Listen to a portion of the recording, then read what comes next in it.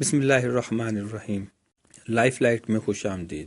India کا پاکستان میں جیش محمد کے کیمپ پر حملے کا دعویٰ، پاکستان کا انکار۔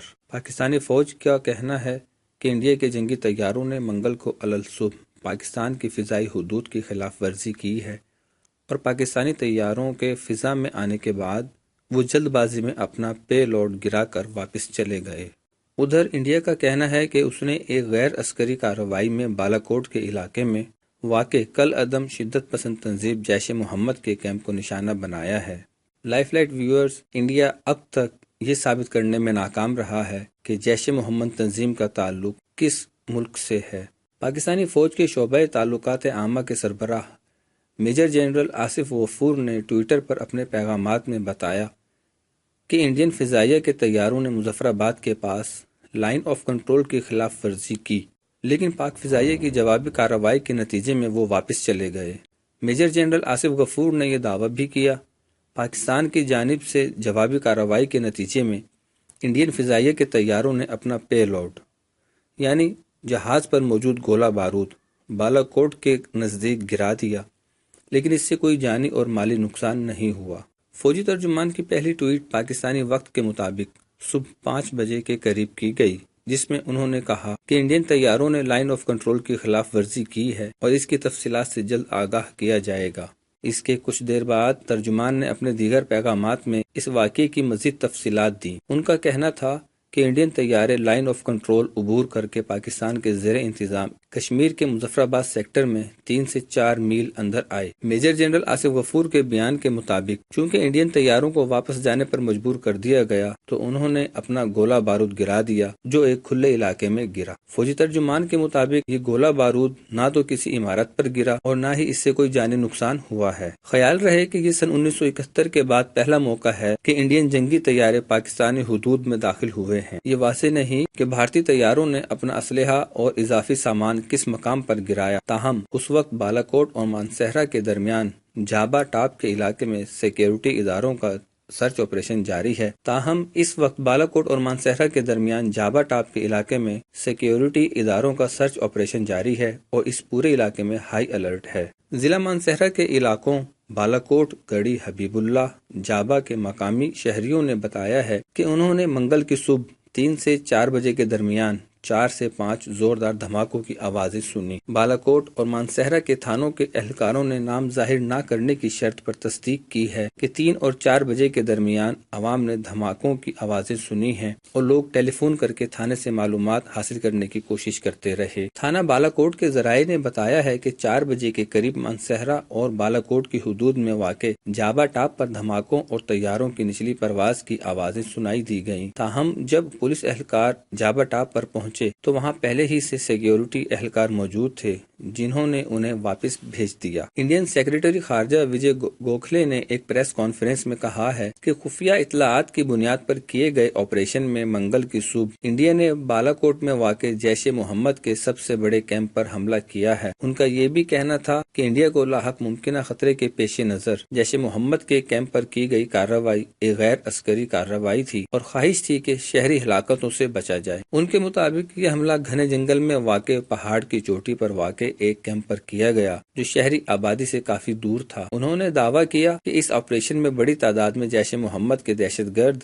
تربیت دینے والے، سینئر کمانڈرز اور جہادیوں کے گروہ جو فدائی حملوں کے لیے تیار کیے جا رہے تھے ہلاک کر دیے گئے۔ تاہم انڈیا کی جانب سے تاحال اس کارروائی کا کوئی ثبوت پیش نہیں کیا گیا۔ انڈین سیکریٹری خارجہ کا دعویٰ تھا کہ بالاکوٹ میں واقع کیمپ مولانا یوسف اظہر عرف استاد غوری جو کہ جیش محمد کے امیر مسعود اظہر کے داماد ہیں چلا رہے تھے۔ انہوں نے کہا کہ انڈیا کی جانب سے پاکستان کو بارہا معتبر اطلاعات اور انٹیلیجنس دی گئی کہ دہشت گرد اس کی سرزمین استعمال کر رہے ہیں، مگر پاکستان کی جانب سے کوئی ایکشن نہیں لیا گیا۔ اس لیے انڈیا نے فیصلہ کیا کہ اب ممکنہ حملے کو ٹالنے کے لیے جیش محمد کے خلاف ایک غیر عسکری کارروائی کرنا ضروری ہو گیا تھا۔ بھارتی فضائیہ یا وزارت دفاع کی جانب سے ابھی تک اس کارروائی کے بارے میں باضابطہ طور پر کوئی بیان جاری نہیں کیا گیا ہے۔ تاہم انڈین خبر رساں ایجنسی ANI نے انڈین فضائیہ کے حوالے سے کہا ہے کہ معراج جنگی طیاروں نے کنٹرول لائن کے پار دہشت گردی کے ایک بڑے کیمپ کو تباہ کیا ہے۔ ANI کے مطابق منگل کی صبح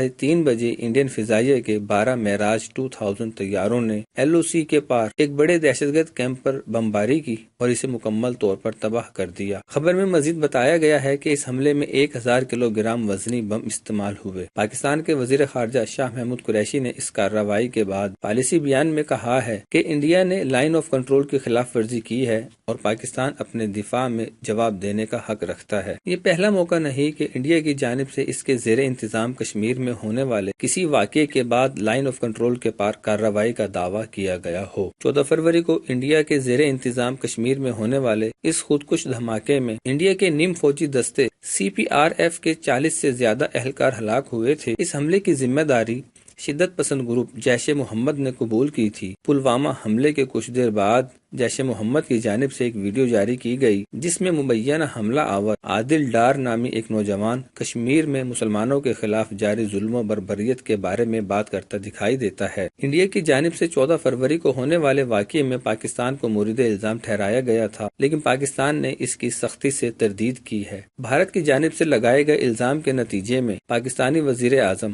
عمران خان نے 19 فروری کو قوم سے خطاب کرتے ہوئے بھارت کو پلوامہ میں نیم فوجی اہلکاروں پر ہونے والے خودکش حملے کی تحقیقات میں مکمل تعاون کی پیشکش کرتے ہوئے متنبہ کیا کہ اگر بھارت نے پاکستانی سرزمین پر کارروائی کی تو پاکستان اس کا منہ توڑ جواب دے گا۔ ستمبر 2016 میں LOC کے قریب شمالی کشمیر کے قصبے اوڑی میں ایک فوجی چھاؤنی پر ہونے والے مسلح حملے میں 20 فوجیوں کی ہلاکت کے 10 روز بعد انڈیا نے پاکستان کی حدود میں سرجیکل سٹرائکس کا دعویٰ کیا، تاہم پاکستان نے اس کی تردید کی تھی۔ لائن آف کنٹرول کی یہ حالیہ خلاف ورزی بھی ایک ایسے وقت میں ہوئی ہے جب دونوں ممالک کے مابین تعلقات پلوامہ خودکش حملے کے بعد تقریباً 2 ہفتوں سے انتہائی کشیدہ ہیں۔ اس کے بعد 22 فروری کو پاکستانی فوج کے ترجمان نے بھی کہا کہ جب بھی پاکستان میں کچھ اہم واقعات ہونے والے ہوتے ہیں تو انڈیا یا کشمیر میں ایسے واقعات ہو جاتے ہیں۔ انہوں نے کہا بھارت کو سوچنا چاہیے کہ آخر کشمیریوں میں موت کا خوف کیوں ختم ہو گیا ہے۔ انہوں نے کہا